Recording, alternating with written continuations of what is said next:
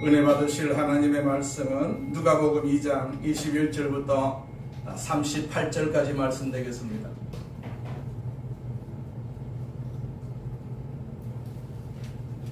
누가복음 2장 21절부터 38절까지 본문이 조금 깁니다. 천천히 같이 읽겠습니다. 할례할 8일이 되매 그 이름을 예수라 하니 곧 잉태하기 전에 천사가 일컬은 바로라. 모세의 법대로 정결 예식의 날이 참에 아기를 데리고 예루살렘에 올라가니 이는 주의 율법에 쓴 바 첫 해 처음 난 남자마다 주의 거룩한 자라 하리라 한 대로 아기를 주께 드리고 또 주의 율법에 말씀하신 대로 산 비둘기 한 쌍이나 혹은 어린 집 비둘기 둘로 제사하려 함이더라. 예루살렘에 시므온이라 하는 사람이 있으니 이 사람은 의롭고 경건하여 이스라엘의 위로를 기다리는 자라. 성령이 그 위에 계시더라. 그가 주의 그리스도를 보기 전에는 죽지 아니하리라 하는 성령의 지시를 받았더니 성령의 감동으로 성전에 들어가매 마침 부모가 율법의 관례대로 행하고자 하여 그 아기 예수를 데리고 오는지라. 시몬이 아기를 안고 하나님을 찬송하여 이르되 주제여 이제는 말씀하신 대로 종을 평안히 놓아 주시는도다. 내 눈이 주의 구원을 보았사오니 이는 만민 앞에 예비하신 것이요 이방을 비추는 빛이요 주의 백성 이스라엘의 영광이니이다 하니 그의 부모가 그에 대한 말들을 놀랍게 여기더라. 시몬이 그들에게 축복하고 그의 어머니 마리아에게 말하여 이르되 보라, 이는 이스라엘 중 많은 사람을 패하거나 흥하게 하며 비방을 받는 표적이 되기 위하여 세움을 받았고 또 칼이 네 마음을 찌르듯 하리니 이는 여러 사람의 마음의 생각을 드러내려 함이니라 하더라. 또 아셀 지파 바누엘의 딸 안나라 하는 선지자가 있어 나이가 매우 많았더라. 그가 결혼한 후 7해 동안 남편과 함께 살다가 과부가 되고 84세가 되었더라.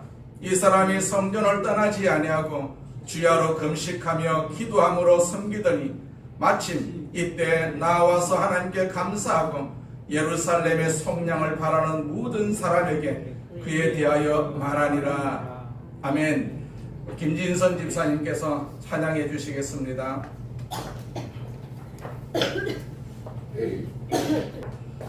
우리 옆 사람과 인사합니다.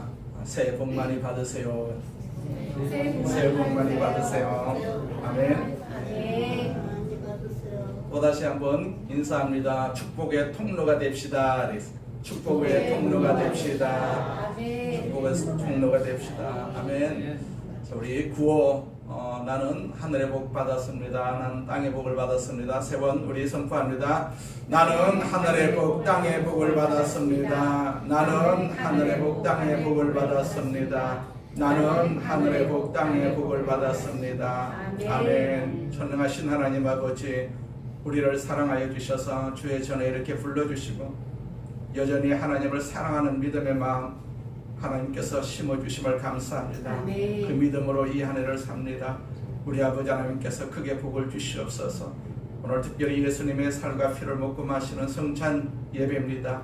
하나님 아버지, 예수님이 우리 몸속에 임하여 주셔서 우리 몸을 정하게 하여 주셔서 이 한 해를 살아가는데 아버지 건강하게 하여 주옵소서. 아프지 않게 하여 주옵시고 예수의 피로 깨끗하게 치료받는 귀한 시간 되게 하여 주셔서 하나님 앞에 영광이 되는 귀한 덕으로 쓰임받는 우리 성도들 되게 하여 주옵소서.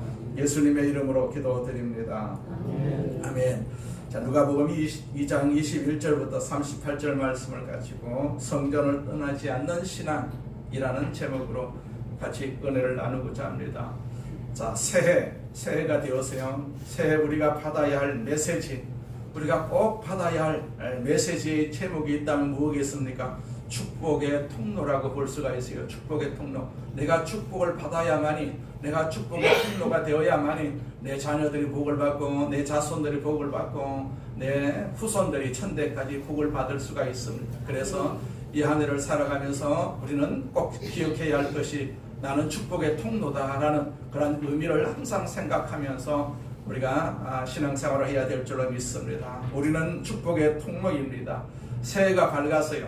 물론 새해라는 것은 사람이 정한 문화적 그런 설정이지만은 하지만 이런 문화를 우리가 선용하는 것은 우리 예수 믿는 사람들의 책임이라고 할 수가 있습니다.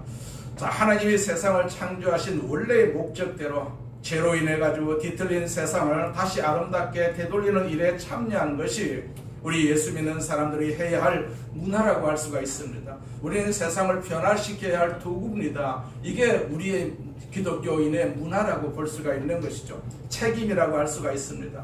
이는 단순히 교회 안에서의 종교 활동에 머물지 않고 세상 모든 영역, 정치, 경제, 예술, 학문 등 그런 곳에서 하나님의 통치를 실현해야 한다는 그런 의미라고 할 수가 있어요.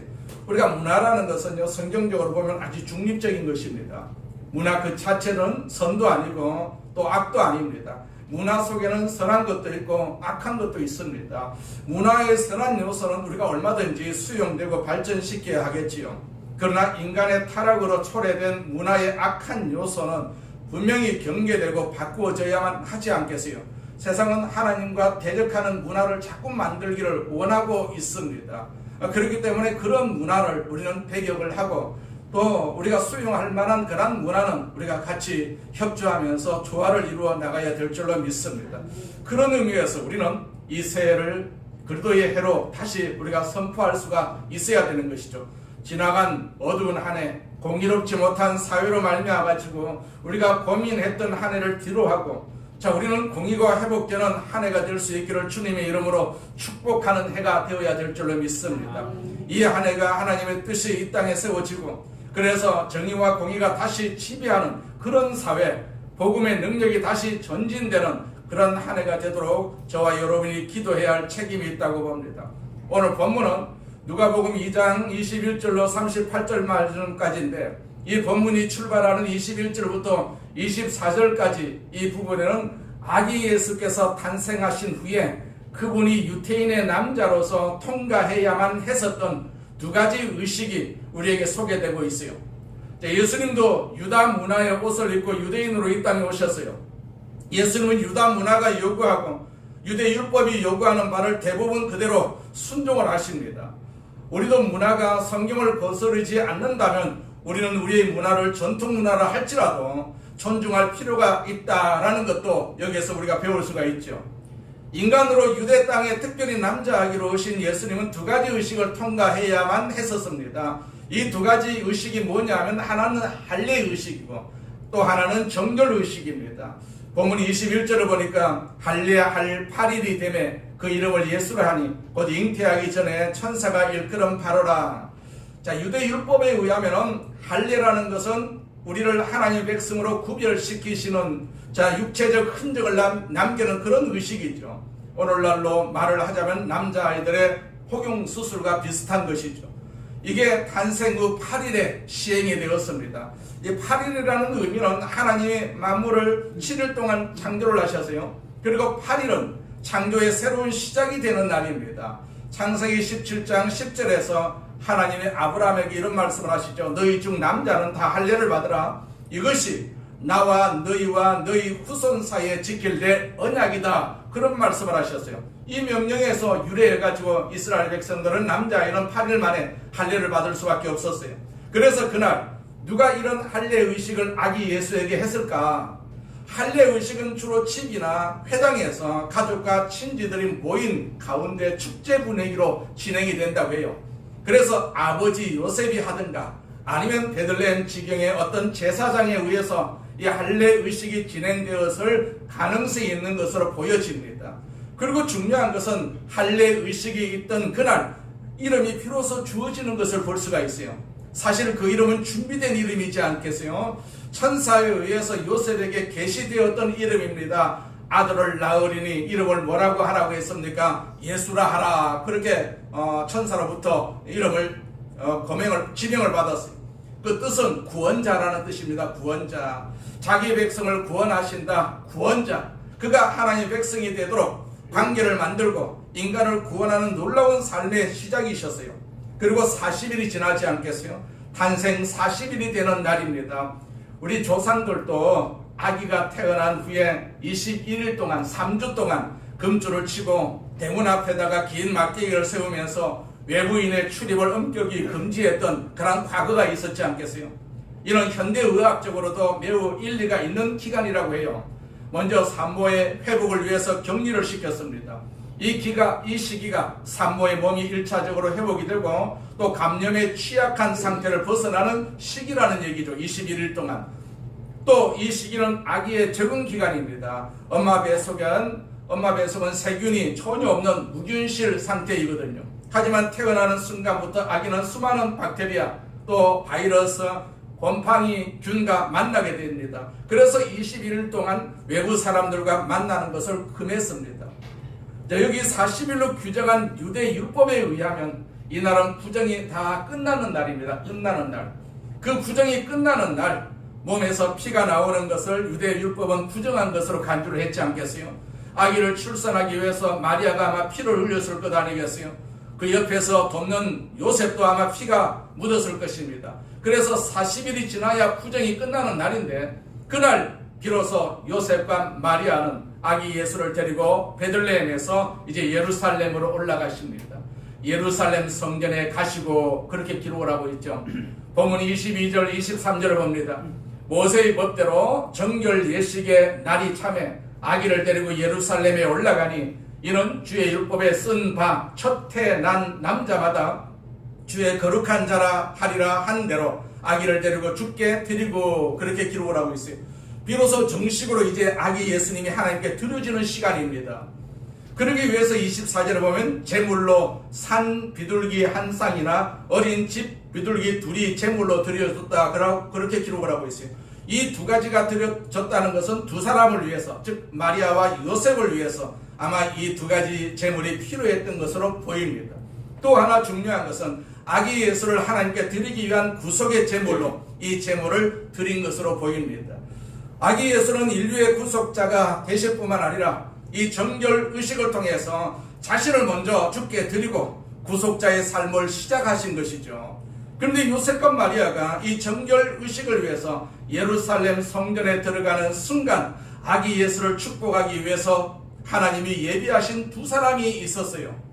하나님이 예비하신 두 사람이 누굽니까? 이게 시므온과 안나였다 성경에서 기록을 하고 있어요.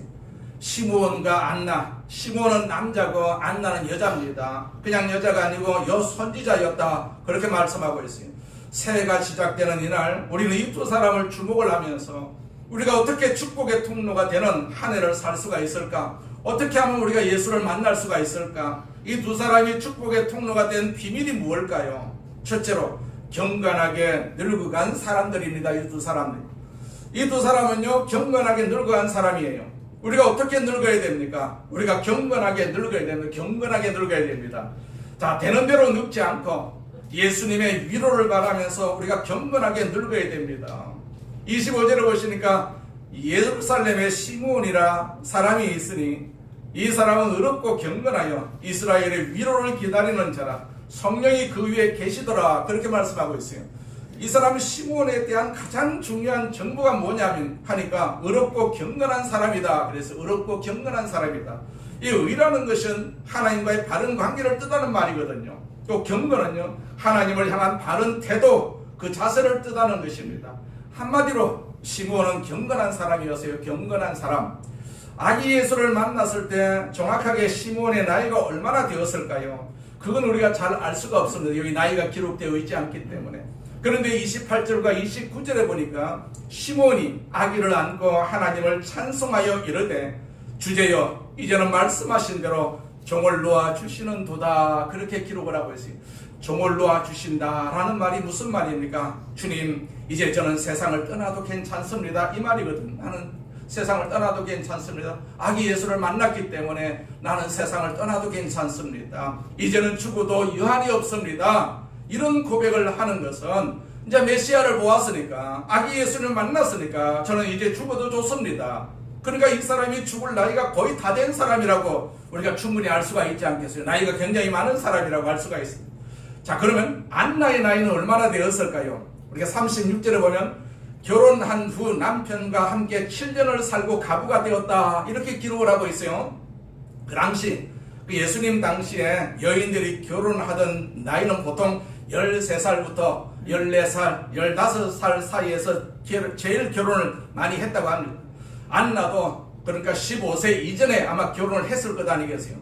그가 그리고 7년을 살고 가부가 되었다라고 말씀하셨어요.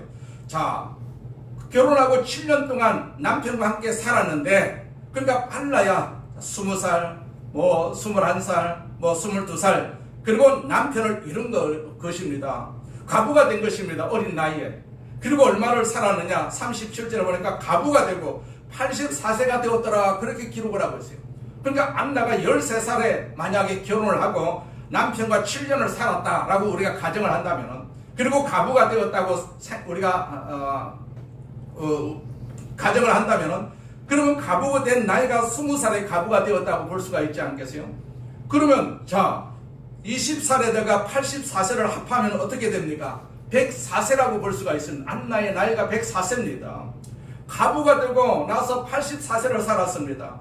84에다가 자기가 살아온 삶이 13년이고 또 7년 동안 결혼을 했고, 그래서 학자들은 하윌드, 마살 같은 학자들은 안나의 나이가 최소한 104세가 되었을 것이다. 그렇게 얘기를 하고 있어요.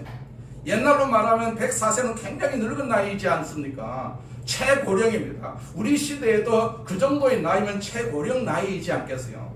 그런데 안나가 이렇게 경건하게 늙을 수 있었던 이유, 그 이유는 도대체 뭘까요? 한마디로 말을 하면 경건한 꿈이 있었습니다. 경건한 꿈. 시므온과 안나, 그들에게 경건한 꿈이 있었어요. 경건한 꿈이 무엇입니까? 메시아를 만날 꿈입니다. 메시아를 만날 꿈. 우리가 이 한 해를 시작하면서 항상 예수를 만날 수 있는 그런 꿈을 꾸어야 되지 않겠어요? 예배를 통해서, 하나님 성경 말씀을 통해서, 기도를 통해서 우리가 예수를 만나야 됩니다. 예수를 만나는 꿈이 우리에게 있어야 되거든요. 그래야만이 우리가 남은 이 한 해도 경건하게 늙어갈 수가 있습니다. 그들은 메시아를 기다리는 메시아 만남의 꿈이 있었어요. 25절 시므온은요, 이스라엘의 위로를 기다리는 자다, 그렇게 말하고 있어요. 메시아를 기다리는 자다, 그 말이거든요. 또 26절에는 성령께서 시므온에게 그리도를 보기 전에는 결코 죽지 않을 것이라는 계시를 주셨다라고 말씀하고 있어요. 또 38절에 안나에 대해서도 예루살렘의 구원을 기다리는 사람들에게 이 아이에 대해 이야기하였다, 그렇게 기록을 하고 있어요. 안나 역시 메시아의 꿈을 갖고 있었어요. 그리고 그 메시아의 오심에 대해서 말을 했다, 증언했다, 그렇게 기록을 하고 있어요. 이 두 사람 모두 메시아의 오심을 꿈꾸고 있었던 것이죠. 꿈은 인생을 아름답고 가치 있게 하는 유일한 동기라고 볼 수가 있습니다. 세계 제2차 대전의 유명한 영웅, 전쟁 영웅 메가더 장군이 그 전쟁의 승리자가 되어서 미국 고향으로 돌아왔을 때 누군가가 이렇게 말을 했다고 합니다. 장군님, 아직도 별로 늙지는 않으셨네요. 그렇게 말을 했답니다. 이때 메가더 장군은 이런 유명한 대답을 했다고 합니다. 사람이 얼마의 세월을 살았다고 자동적으로 노인이 되는 것은 아닙니다. 신이 주신, 하나님이 주신 꿈을 포기했을 때 그는 노인이 되는 것입니다. 그 말을 했다고 합니다. 자, 세월은 우리의 피부에 주름살을 만들지만은 우리의 영혼의 주름살을 만드는 것은 꿈의 상실이라고 할 수가 있어요. 꿈을 꿔야 된다. 꿈을 잃어버리면 진짜 늙는다, 그 말이거든요. 유태인 랍비 시드니 그린버그는 당신이 아직도 꿈을 꾸고 있다면 당신은 청년이다. 그러나 더 이상 꿈꿔야 할 꿈이 없다면 당신은 노인이다. 그런 말을 했어요. 여러분, 꿈을 꾸시기 바랍니다. 꿈을 꾸면 청년으로 이 한 해를 살아갈 수가 있을 것입니다. 이 시므온과 안나를 경건하고 아름다운 노년으로 만든 그 비밀이 무엇입니까? 그것은 그들 안에 살아있었던 메시아의 꿈이 있었던 것이죠. 메시아의 꿈. 자, 그리고 마침내 꿈대로 아기의 메시아를 만나서 기뻐하는 놀라운 축복을 경험하는 것을 볼 수가 있어요. 사랑하는 여러분, 오늘 여러분과 저는 어떤 꿈을 갖고 계십니까? 여러분의 꿈은 무엇입니까? 경건하게 늙어간 사람, 축복의 통로가 된 사람들, 그들에게는 경건한 꿈이 있었어요. 경건한 꿈. 경건하게 늙어간 사람들, 그들이 바로 축복의 통로가 되었다라는 사실이죠. 올해 예수를 만나기를 항상 꿈꾸시기를 바랍니다. 아멘. 올해는 내가 성령으로 충만해야 되겠다, 이런 꿈으로 새해를 살아야 하지 않겠습니까? 그래서 우리 모두가 다 축복의 통로가 되어야 될 줄로 믿습니다. 아멘. 우리 자녀들이 있고 자손들이 있기 때문에 내가 복을 받아야만이 내 복을 우리 자녀들에게, 자손들에게 나눌 수가 있거든요. 아브라함이 하나님께서 복을 주셨어요. 그 복이 자녀 대대로 그렇게 축복해 주시겠다고 약속을 하셨어요. 그렇기 때문에 우리는 축복의 통로고 또 축복을 나눌 수 있는 능력을 가지고 있는 그러한 존재라는 사실을 우리는 늘 기억을 해야 될 줄로 믿습니다. 늘 아기 예수를 우리가 마음에 품고 예수님과 더불어서 살면 우리가 축복을 받을 수가 있고 그 축복을 충분히 우리 후손들에게 전달할 수가 있게 될 줄로 믿습니다. 두 번째로, 성령으로 인도된 삶을 살았던 사람들이에요. 본문의 기록자는 누가라는 사람이죠. 누가복음을 누가가 기록을 했어요. 자, 누가가 시몬의 행적을 기록하면서 가장 인상적인 것은 성령의 인도하심을 강조하고 있다는 사실입니다. 25절에도 보니까 성령이 그 위에 계시더라. 또 26절에 보니까 성령의 지시를 받았더니, 27절에 성령의 감동으로 성전에 들어가매, 이렇게 기록을 하고 있어요. 여러분, 이 누가가 누가복음 말고 또 하나 기록한 성경이 있어요. 뭔지 아십니까? 누가복음 후속편이라고 할 수 있는 사도행전입니다. 사도행전을 기록한 누가, 그 사도행전의 별명이 뭔 줄 아세요? 성령행전이다, 그렇게 말을 하거든요. 성령행전. 누가는 특별히 성령의 역사에 아주 민감했던 사람이라고 볼 수가 있습니다. 진지한 그리스도인들과 그렇지 못한 그리스도인들은 그런 사람들을 성경은 종종 육신적인 그리스도인이다, 그렇게 말을 하고 있어요. 성령의 그리스도인과 육신적 그리스도인들의 차이가 뭡니까? 그것은 성령 인도, 성령을 사모하느냐, 성령 인도를 받느냐 못 받느냐라고 차이라고 할 수가 있습니다. 바울 사도가 이것을 강조하고 있어요. 고린도전서 2장 14절 보니까 성령에 속하지 않은 사람은 하나님의 성령에 속한 것들을 받아들이지 않습니다. 그런 사람에게는 이런 것들이 어리석어 보입니다.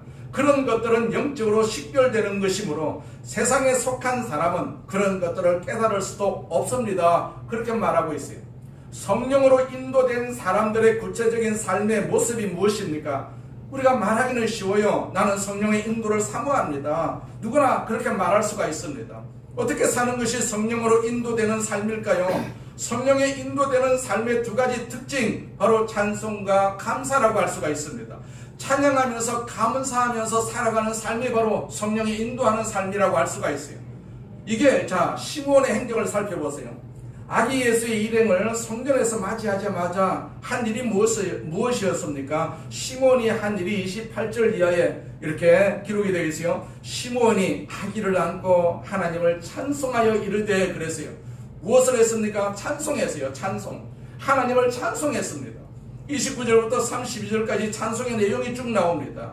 시몬의 찬송이 기록이 되어 있어요. 우리가 성경이 구약은 히브리어로, 신약은 또 헬라어로 쓰여졌다는 것을 알고 있어요. 그러나 유럽 역사에서 가장 많은 번역본을 사용한 것은 라틴어입니다. 라틴어. 그래서 라틴어 번역으로 이 시몬의 노래를 눈크 디미티스라고 그렇게 말합니다. 눈크 디미티스. 그 시몬의 노래라는 뜻입니다. 눈크 디미티스라는 라틴어로는 주여 이제 놓아주소서 또는 이제 떠나게 하소서라는 의미를 담고 있습니다. 누가복음 2장 29절부터 32절에 보니까 시몬의 노래가 그 첫 구절에서 유리한 명칭으로 기독교 역사에서 매우 중요한 찬가 중에 하나입니다. 예루살렘의 의로운 노인 시므온은요, 그리스도를 보기 전에는 죽지 않으리라는 성령의 계시를 받았어요. 이후에 아기 예수가 성전에 바쳐질 때 그를 품에 안고 하나님께 감사하면서 부른 찬송이 바로 이 찬송입니다. 우리가 성탄절에는요, 마리아의 노래를 들었어요. 마리아의 노래가 누가복음 1장 46절부터 55절에 기록되어 있죠. 마리아가 예수님을 잉태한 후에 엘리사벳을 찾아갔을 때 성령의 감동에서 부른 찬미의 노래가 그게 기록이 되어 있잖아요. 성찬절에 듣는 노래가 마리아의 노래입니다. 그런데 이번에는 시므온의 노래입니다. 시므온의 노래. 이게 유명한 노래입니다. 29절과 30절 봅니다. 주제여, 이제는 말씀하신 대로 종을 평안히 놓아 주시는도다. 내 눈이 주의 구원을 보았사오니. 자, 이어저는 32절에 찬양에서 어떻게 메시아를 증언합니까? 이방을 비추는 빛이요 주의 백성 이스라엘의 영광이니이다. 그렇게 찬송하고 있어요.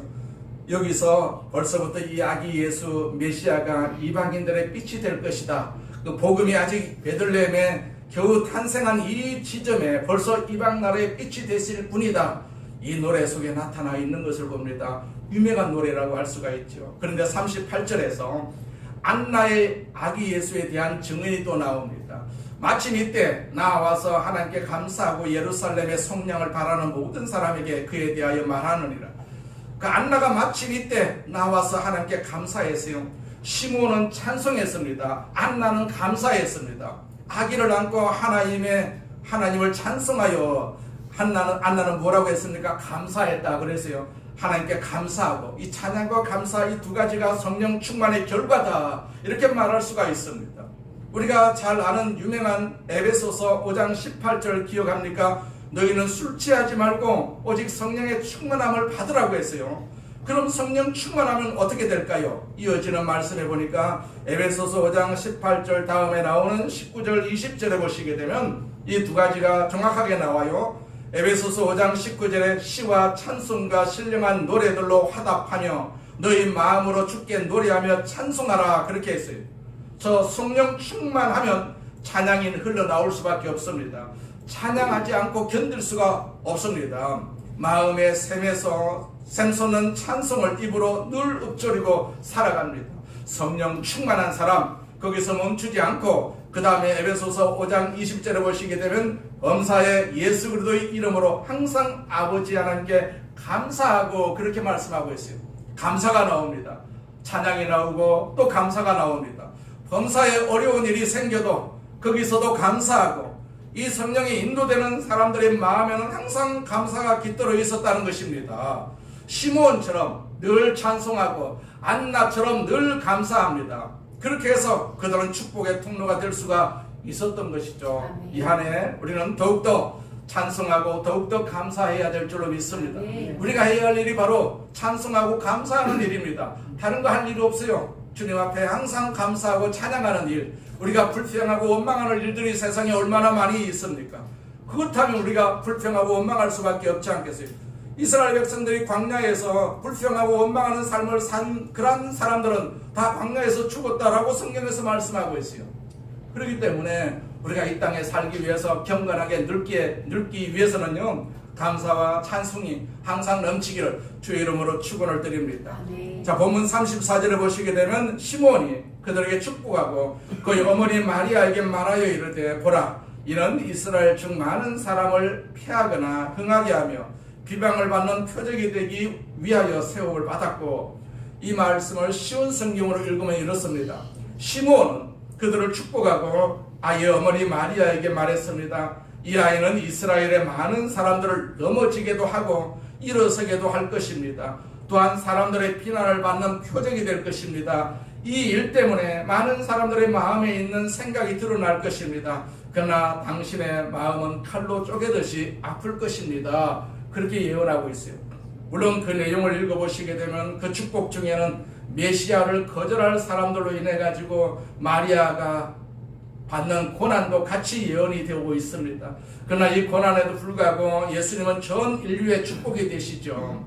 그리고 예수님을 만나는 사람들도 이 축복을 전하는 축복의 통로로 살아야 한다라고 말씀하고 있어요. 그렇다면 여러분, 금년 한 해 우리는 축복의 통로로 살아갈 준비가 되어 있어야 되지 않겠어요? 우리가 사람들을 만나면 내 입술에서 저절로 축복이 나와야 되지 않겠어요? 아니면 저절로 불평이 나오면 안 되지 않겠어요? 불평은 하나님이 싫어하십니다.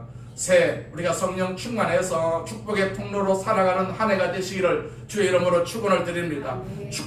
축복의 통로가 되시기를 바랍니다. 우리는 이미 축복의 통로가 되었어요. 근데 우리가 그것을 인지하지 못하고 그것을 우리가 선포하지 못하기 때문에 우리는 그 축복을 받을 수가 없지만은 하나님께서 이렇게 우리를 축복의 통로로 만들어주시고 축복의 도구로 만들어주셨기 때문에 우리는 축복 안에서 이 한 해 살아야 될 줄로 믿습니다. 그 축복 앞에 감사가 있고 찬양이 있는 것입니다. 그러면 우리가 축복의 통로가 될 수가 있는 것이죠.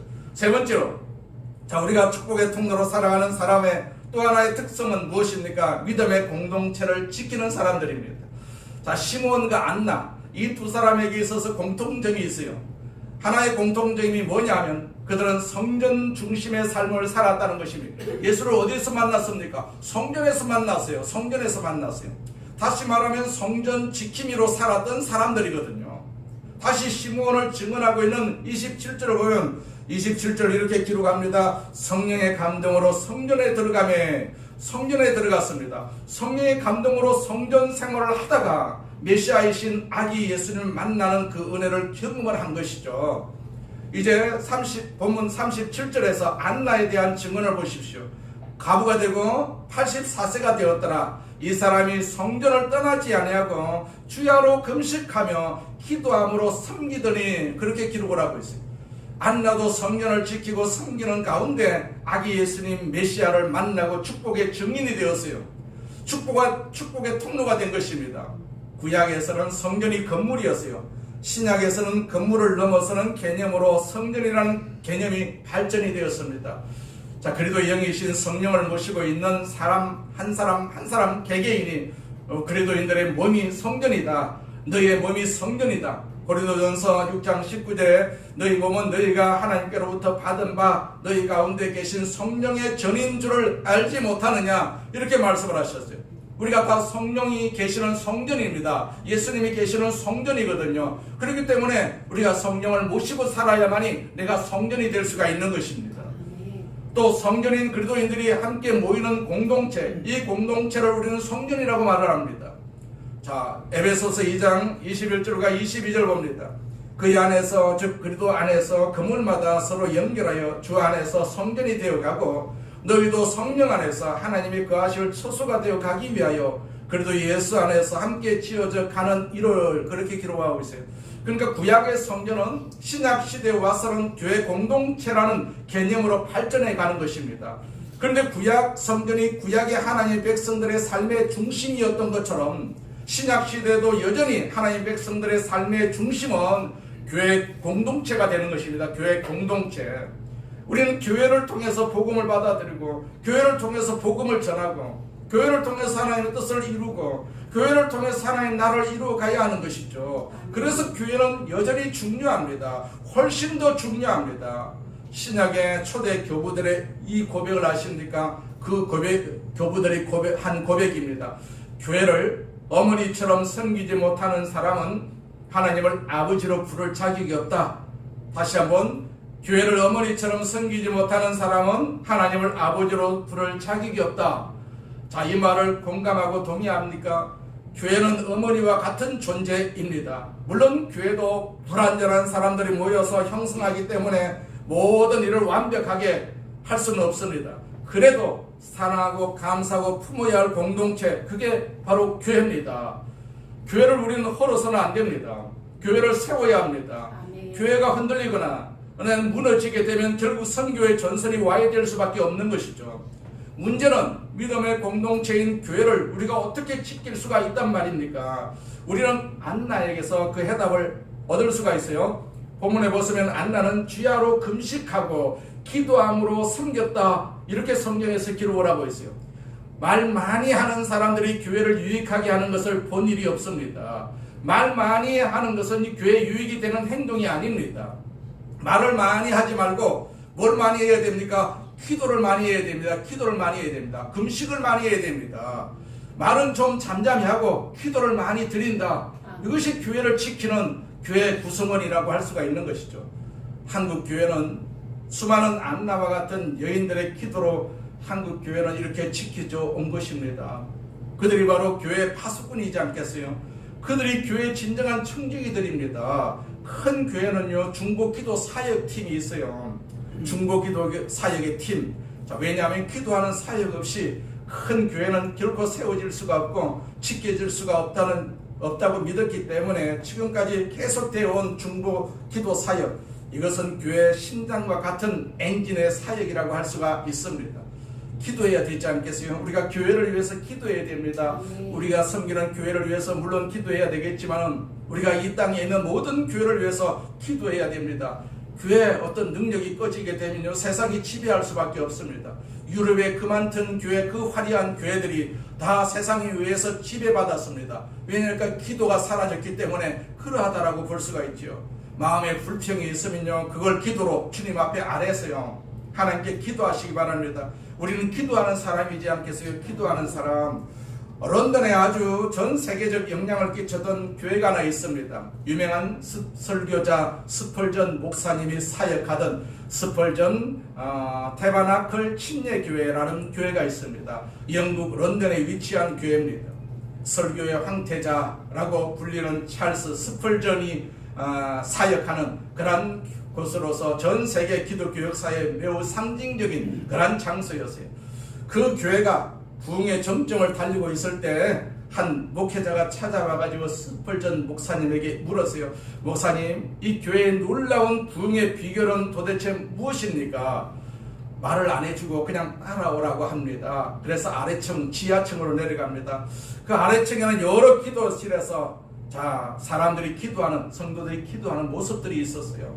이게 바로 내 목회의 비밀이야, 그렇게 말을 하더랍니다. 기도하는 사람들이 우리 교회를 지켜온 것이 스펄전 목사님의 사역이었다는 얘기죠. 그런데 그 교회도 많이 변합니다. 스펄전 목사님이 이제 돌아가시고 그 후에는 기도 사역이 침체되기 시작합니다. 그리고 교회는 스펄전이 위대한 세계적 영향을 끼쳤던 그 교회는 아주 초라한 교회로 변하고 말았습니다. 기도가 비밀입니다. 기도가 비밀. 자, 교회를 지키기를 원하십니까? 기도하세요. 기도. 하나님 앞에 기도하세요. 기도로 믿음의 공동체를 지키는 사람들이 되시기를 바랍니다. 그러면 저와 여러분도 축복의 통로로 쓰임 받을 수가 있는 것입니다. 하나님 나를 위한 축복의 통로로 쓰임을 받을 것입니다. 세상은요, 교회를 자꾸 무시하고 교회를 없애려고 애를 쓰고 힘쓰고 있는 것을 봅니다. 세상과 하나님과의 대적 관계를 이루고 있습니다. 그렇기 때문에 하나님께서 이 땅을 심판하시겠다, 이 세상을 심판하시겠다라고 이렇게 약속을 하셨지 않겠어요? 어쩔 수 없이 세상은요, 교회를 대적할 수밖에 없고, 대적함으로 말미암아서 하나님을 대적하는 그러한 일을 서슴지 않고 행하는 것을 볼 수가 있지 않겠어요? 그렇기 때문에 우리는 교회를 위해서, 내가 몸담고 있는 교회를 위해서, 내가 예배 드리고 있는 교회를 위해서 기도하시기 바랍니다. 그러면 교회가 세워지고, 교회가 세워지게 되면 하나님께서 나를 통해서 축복의 통로가 되는 것입니다. 세상을 변화시키는 그러한 도구로 우리가 쓰임받을 수가 있게 되는 것입니다. 우리 옆에 있는 사람에게 이렇게 인사하겠습니다. 하나님의 축복이 함께 하십시오. 서로 인사하시기 바랍니다. 하나님의 축복이 함께 하십시오. 자, 저도 여러분을 축복합니다. 축복의 통로가 다 되시기를 주의 이름으로 축원을 드립니다. 아멘. 기도합니다. 전능하신 하나님 아버지 감사합니다. 우리 아버지 하나님께서 우리를 사랑하심을 감사합니다. 우리를 하나님께서 축복의 도구로 삼아주시고 우리 자녀들을 축복하고 우리 자손들을 축복하게 하심을 감사합니다. 이 사회를, 이 나라를 위해서 축복하게 하심을 감사합니다. 이 세상을 만드신 하나님 앞에 영광을 돌리는 귀한 축복의 도구로 사용하여 주심을 감사합니다. 오늘 이 시간 우리의 고백이, 우리의 기도가 결코 떼지 않게 하여 주셔서 축복을 많이 받고 축복을 나누는 도구로 쓰임받게 하여 주시옵소서. 예수님의 이름으로 기도드립니다. 아멘. 할렐루야. 우리 말씀을 생각하시면서 하나님, 내가 축복의 도구입니다. 축복의 통로입니다. 이 축복의 능력이 내 자녀에게, 내 자손에게 임하여 주시옵소서. 이 나라에 위에 임하여 주시옵소서. 이 사회 위에 임하여 주시옵소서. 우리 동성으로 기도합니다. 할렐루야. 전능하신 하나님 아버지 감사